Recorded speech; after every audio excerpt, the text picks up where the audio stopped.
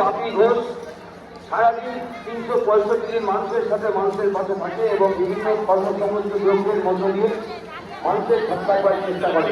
আমি আমার বক্তব্যকে নির্ধারিত করবো না, কিন্তু একটি কথা বলি যে আজ থেকে প্রায় 18 বছর আগে সমাজের বাপি ঘোষের সঙ্গে আমার একটা ঘনিষ্ঠতা তৈরি হয়।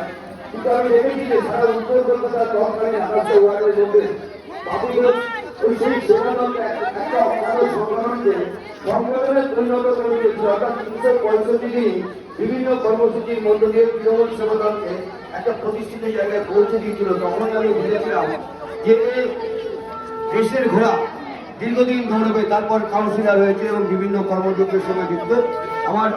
আমার যুব কংগ্রেস যখন করতাম তখন আমার নেতা ছিল নবীন ঘোষ, রয়েছে সুবীর সাহা, আমার প্রিয় বন্ধু চন্দন দে, কিষাণ জয়সওয়াল রয়েছে, একসঙ্গে যুব করেছি। আমি দীর্ঘায়িত বক্তব্য না রেখে আমি এইটুকুনি বলবো যে উত্তরোত্তর কর্মযজ্ঞের মধ্য দিয়ে বাপি ঘোষ আজীবন আমাদের মনের মণিকোঠায় থাকবেন এই আশা রেখে, এবং সকলে ওর সঙ্গে সহযোগিতা করবেন বা করে চলেছেন। আমি চাই আগামী দিনে ওর পাশে থেকে তার কর্মযজ্ঞকে এগিয়ে নিয়ে যান। নমস্কার, জয় জগন্নাথ। শরীর ভালো থাকো। আসতো এবং একে সাজাতাম। আমি খুব ভালো ছবি আঁকি, আমি খুব ভালো সাজাতে পারি। আর একটু শেয়ার করলাম, আমি কিন্তু একজন ভালো বিউটিশিয়ান এবং আমি কিন্তু একজন ভালো হেয়ার ড্রেসার, এটাও জেনে রাখুন। আমি তত্ত্ব খুব ভালো সাজাতে পারতাম। অনেকে জানে, আবার অনেকে জানে না যে ছোট্ট ছেলেটি আজকে ডাক্তার। ভাবতে অবাক লাগে। আমি তার থেকে দু এক কথা শুনলাম। শুভ সন্ধ্যা।